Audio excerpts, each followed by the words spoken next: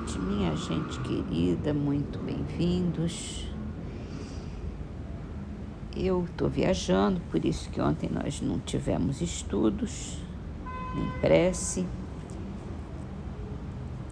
e devo ficar um pouco incerta nessa próxima semana, que eu vou estar viajando até chegar em casa. E assim, hoje nós vamos começar as nossas leituras com uma frase de Emmanuel, que está no livro Canteiro de Ideias, psicografado por Chico Xavier.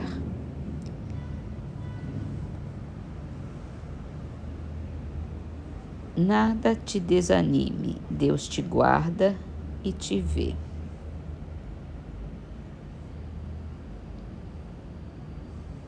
E assim vamos para o Livro dos Espíritos. É a última pergunta desse item parecenças físicas e morais.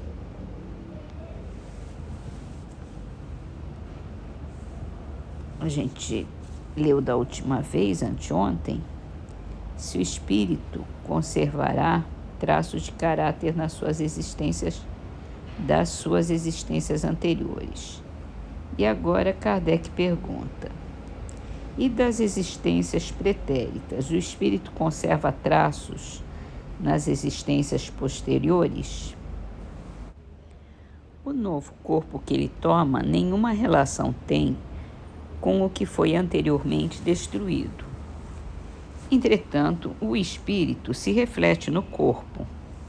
Sem dúvida que este é unicamente matéria, porém, não obstante, se modela pelas capacidades do espírito, que lhe imprime certo cunho, sobretudo ao rosto, pelo que é verdadeiro dizer-se que os olhos são o espelho da alma, quer dizer, que o semblante do indivíduo lhe reflete de modo particular a alma.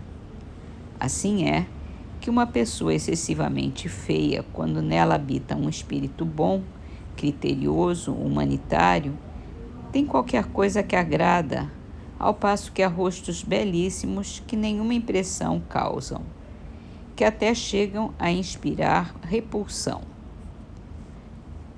Pode-se supor que somente corpos bem moldados servem de envoltório aos mais perfeitos espíritos, quando o certo é que todos os dias deparamos com homens de bem sob um exterior disforme.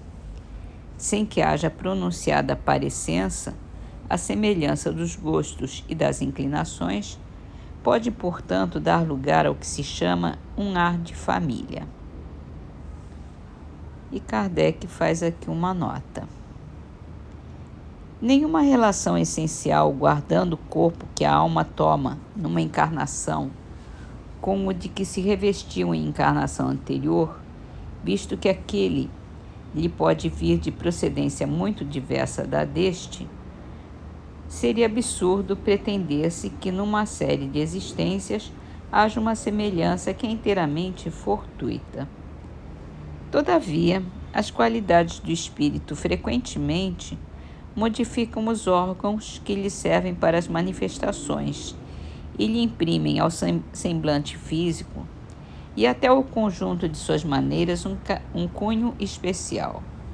É assim que, sob um envoltório corporal da mais humilde aparência, pode-se deparar a expressão da grandeza e da dignidade, enquanto sob um envoltório de aspecto senhoril se percebe frequentemente a baixeza e a ignomínia.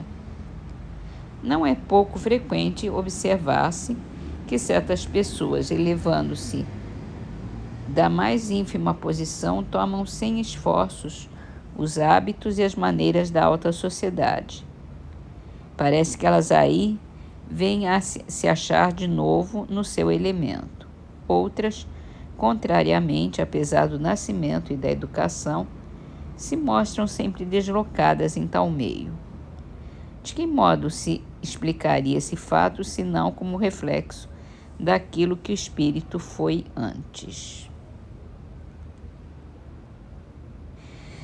É certo, né? O espírito conserva esses traços,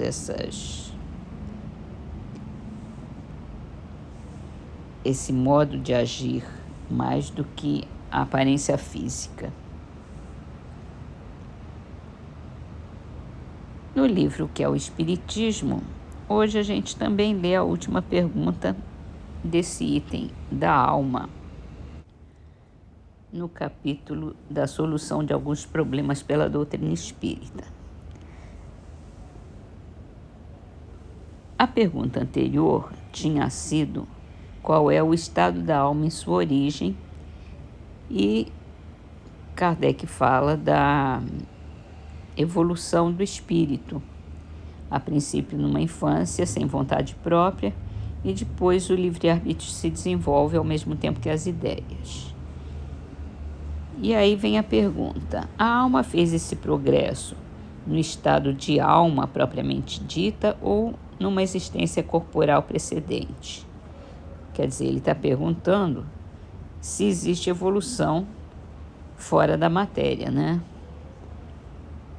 Além do ensino dos espíritos sobre esse ponto, o estudo dos diferentes graus de adiantamento do homem na Terra prova que o progresso anterior da alma deve se fazer em uma série de existências corporais, mais ou menos numerosas, segundo o grau a que ele chegou.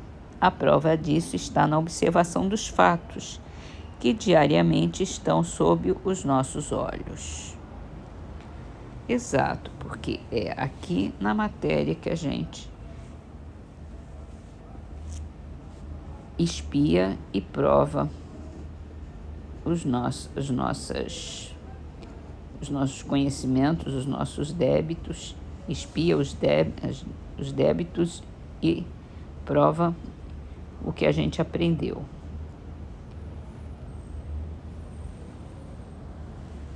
É isso.